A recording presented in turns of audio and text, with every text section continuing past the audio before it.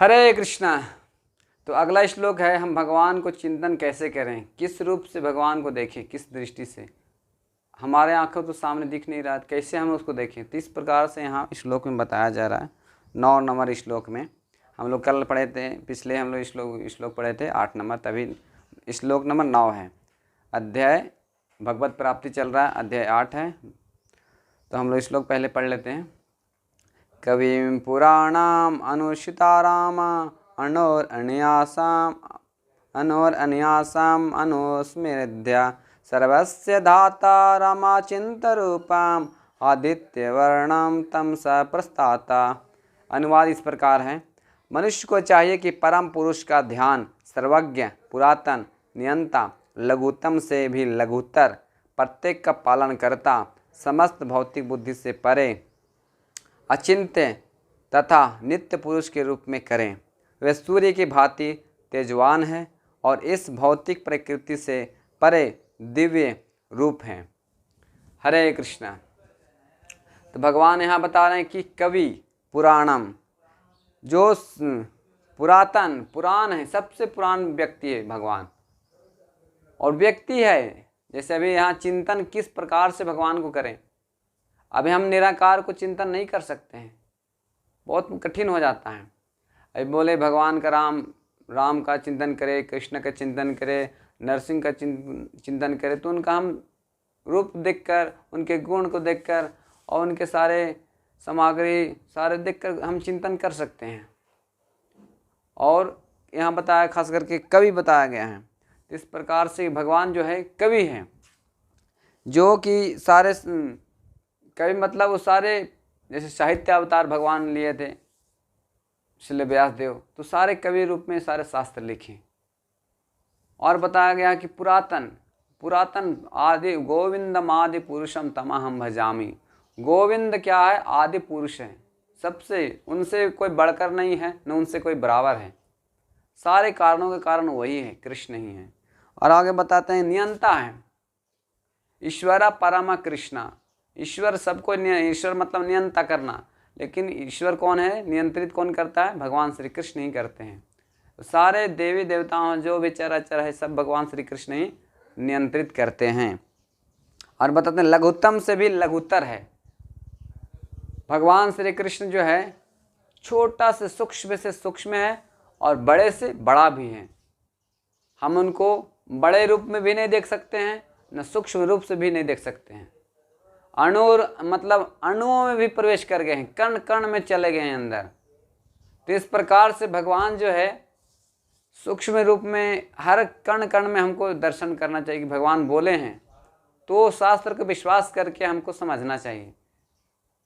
घट घट में राम बसे, इस प्रकार से भगवान राम है, कृष्ण है, एक ही रूप में, अलग अलग रूप है भगवान श्री कृष्ण ही, अलग अलग, राम के रूप में, कश्यप के रूप में और हिरण्य नरसिंह के रूप में अलग अलग रूप धारण करते हैं। तो वही भगवान सूक्ष्म से छोटे भी हैं। जैसे हमारे परमात्मा रूप में भगवान है अंदर, लेकिन किसी को दिखाई नहीं देता है, सूक्ष्म है। बाल के अग्रभाग के 1000वां भाग से भी परमात्मा ही, अणु का आत्मा के आकार है, उससे भी सूक्ष्म है परमात्मा। इस प्रकार भगवान सूक्ष्म भी है। इस प्रकार से हम भगवान को चिंतन कर सकते हैं। आगे बताते हैं कि प्रत्येक का पालन करता है। एक श्लोक में शास्त्रों में बताया गया, नित्यो नित्यानाम चेतनानाम एको बहुनाम विदधाति कामान। देखिए भगवान भी नित्य है, हम लोग भी नित्य है, भगवान भी चेतन है, हम लोग भी चेतन है, भगवान भी आनंदमय है, हम लोग भी आनंदमय हैं। लेकिन एको बहुनाम विदधाति कामान, लेकिन भगवान एक है और सारे कामान, सारे लोगों को पालन करने वाले हैं, सबको जीवित करने वाले हैं। वही भगवान बड़े बड़े हाथियों को टन के टन खाना देते हैं, और चींटी को भी खाना देते हैं, और मनुष्यों को देते हैं खाना, देवताओं को खाना देते हैं। सब पालन करता भगवान कृष्ण ही हैं। तो इस प्रकार से उनको चिंतन करना चाहिए। इस प्रकार से हम पढ़ेंगे, सुनेंगे, तो भगवान के चरणों में मति ज़्यादा लगेगा। इसलिए शास्त्र बताया कि उसके बारे में सुनना चाहिए, पढ़ना चाहिए, तब हमको समझ में आएगी बात। इसलिए भगवान को पालन करने के रूप में समझना चाहिए। और आगे बोलते हैं कि समस्त भौतिक बुद्धि से परे भी हैं।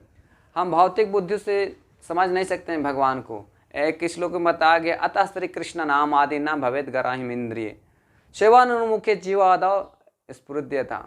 भगवान बोलते हैं कि अतः श्री कृष्ण नाम आदि, हम भगवान के नाम आदि रूप गण गुण लीला जितना है वो हम भौतिक इंद्रियों से नहीं समझ सकते हैं। फिर कैसे समझ सकते हैं? सेवानुन्मुखे जीवा आदाओ स्वयं एवं स्फुरद्यता। हम सेवा से भगवान के नाम, जैसे जीवा के दो काम है, प्रसाद लेना और भगवान का नाम लेना, हरे कृष्ण कृष्ण कृष्ण हरे हरे, हरे राम राम राम हरे हरे। तो इस प्रकार से सेवा हम करेंगे तो स्वयं एवं स्फुरद्यता, हम भगवान को मतलब ऐसा कंट्रोल नहीं कर सकते हैं, स्वयं वो भगवान आएंगे आपके पास। हमारा जीवा पर भगवान, जब हम शुद्ध नाम लेते हैं तो हमारे जीवा पर भगवान नृत्य करते हैं। तो इस प्रकार से भगवान जो है भौतिक इंद्रियों से परे हैं, हम भौतिक इंद्रियों से भगवान नहीं समझ सकते हैं। हम भगवान की सेवा करेंगे तो भगवान आपके ऊपर कृपा करके आपको दर्शन देंगे, आपसे बात करेंगे, आपको असीम कृपा करेंगे।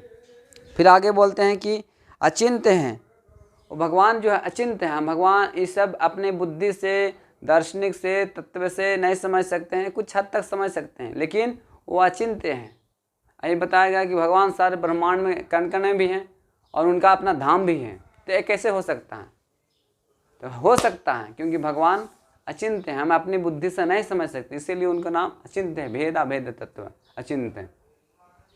इसीलिए इस समझ के समझना चाहिए कि हम गीता में जो बताया हम उसको स्वीकार कर लो, भागवत में जो बताया गया है स्वीकार कर लो, जो शास्त्र में बताया गया उसको स्वीकार करना, यही हमारा बुद्धिमत्ता है।